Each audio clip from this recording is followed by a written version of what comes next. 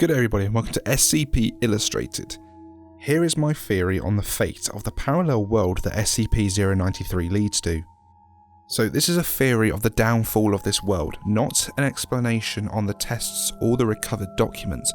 I'll leave that to you all to share in the comments. So first of all, let's assume there are two universes. There's our one and there is this one. Now let's rewind the clock back 350 years. So it all starts with the arrival of this godlike being who is carrying with him the original SCP-093, the original disk that allowed this god to travel across time and space. The SCP-093 we experience is just a copy of this original. Quote, "The source of this seems to have been the arrival of he, a godlike being of unknown origin. The SCP-093 it brought with it, pulled forcefully with it, built it, I don't know, they don't know, but it belongs to him. It lets him move between places, between worlds. There is in this massive technology boom due to this being in the universe and not ours. In a nutshell, the being says that the world is full of sin and needs to be cleansed by way of war to remove all of the sinners. So, what with the people being heavily religious, they prepared for the war and the god vanished from that world. The war went ahead, however it was not a war fought with guns and violence, rather sinners were given a chance to repent, and if they did not they were placed in the containment tubes and bathed in the Lord's tears to absolve them of their sins, and that's where the trouble starts. Those subjected to extremely pure concentrated forms of the tears went through a genetic apocalypse and quantum reconstructuring. Quote, "It means they were once humans like everyone else. They mutated, they became these huge faceless creatures that skulk around everywhere without purpose, killing everyone. Except they aren't killing people. Further down the way we see that everyone that is absorbed by these creatures is actually kept safe within them. Their thoughts and their consciousness become part of the original human who mutated. Furthermore, everyone is visible but only through the view of a machine. So all those people we see through the camera and not the eyes of the security and whatnot, those are mutated and those were absorbed. That's them. They're trapped in the machines while their mutated bodies wander around without purpose and unable to die." Quote, "They show up on the pictures cast by the machine in the room with me, watching me. I think they're everywhere on this world, only seen by machines now." Now, at first, those in charge realised they could contain these creatures by keeping them near sources of the tears. However, that also soon all goes to pot as well. Quote, "But they could be contained. They seemed to be attracted to his tears, and a central point was established in various regions where a person with the purest form of his tears stays, keeping the unclean in that area known as an unfertile land. The unclean creatures begin taking over the surrounded country lands, forcing residents to retreat to their personal shelters. However, the unclean are capable to detach and reattach on a molecular level. Quote, "The makeup of the unclean is unstable. Molecules detach and reattach almost before my eyes. And so their brown substance begins to secrete through the walls and the life plugs to get to the people seeking shelter.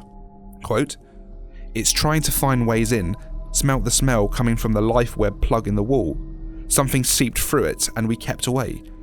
It got all hard like a rock and don't smell no more. Maybe the power in the plug finally let it die. The militia and the containment teams try to contain and suppress the beings with increasingly futile success as they grow in number and move on the cities. Quote, 3 unfertile zones have increased 25% in size in the last 7 days. Holy refuge chambers from the blue test are then taken. These are what I think are the chambers used to store the tears in the unfertile lands. Quote, Clear 5 level high fathers have confirmed breaches in the holy chambers at each of these zones. All chambers found empty. It is believed that the unclean have breached containment on the holy chambers." This is backed up by the quote from the agent who says, "I have seen where no grass will grow, and that there is no grass here as experienced in the blue test alongside the D-class's discovery, that there is the brown substance all over the walls, like in the green test coming through the life web plug. By now, one of the cities is completely lost, as is the entire landmass." Quote, "The great land of Hufusha has fallen per satellite images, entire landmass considered tainted.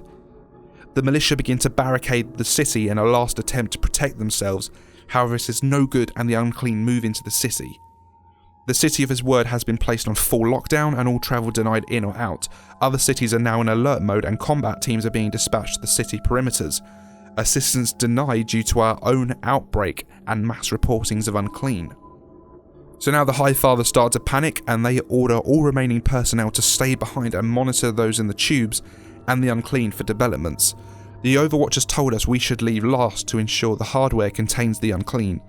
The High Fathers escape via shuttles to a sky platform to watch the chaos from above, while below the copies of SCP-093 are ejected to prevent the unclean from moving into other spaces.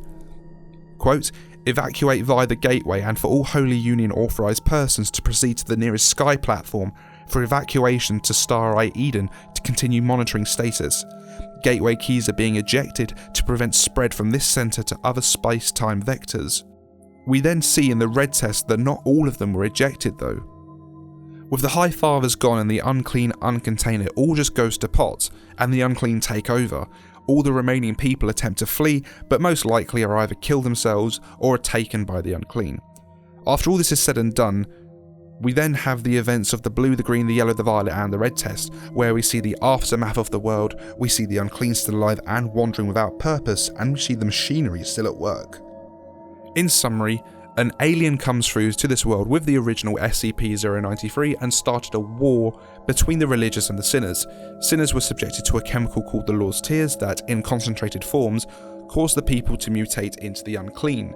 The unclean eventually broke containment and, in time, brought the destruction of this world. The rulers fled the scene and left the world to rot while they watched from afar, while their people are forever trapped in the machines, and the immortal unclean just roam the wastelands and the remnants of this civilization. Now, there are posts on the SCP wiki that speculate the bullshit guy, the technician from the red test, and the agent from the recovered red test are somehow connected and that their timelines run alongside one another, and that maybe the agent assaulted the red test technician, but I don't know, as I'm only presenting my theory on the fate of this world. Tell me what you think in the comments below. Just tell me what your interpretation of all of this is. What got the red guy? Who was that guy in the blue test who was like just hiding in one of the rooms? I hope you've enjoyed this theory, and I hope it lends some perspective to anyone who might get a little bit confused about what happened in the world, and to anyone before they read or after they read the SCP. So yeah, thank you once again. As always, be sure to check the Facebook and the Twitter for when the next video is coming out. And if you can't wait that long and want to show me some love, then please become a patron today. You get early access to every video, your own requests, you get to see all the sketches, access to the Discord, your name in every video, your own sketches, private chats, and a lot more. And thank you to Ethan, Gabriel, Eric, Kava Maram, Twin Fishy, Sugar Free Shane, Andre Bachert, and Jared. Huge thanks to Payne Evan, and special thanks to Steffu and El Spudman for sponsoring the channel. Thanks again for watching, guys, and I'll see you all soon. Take care.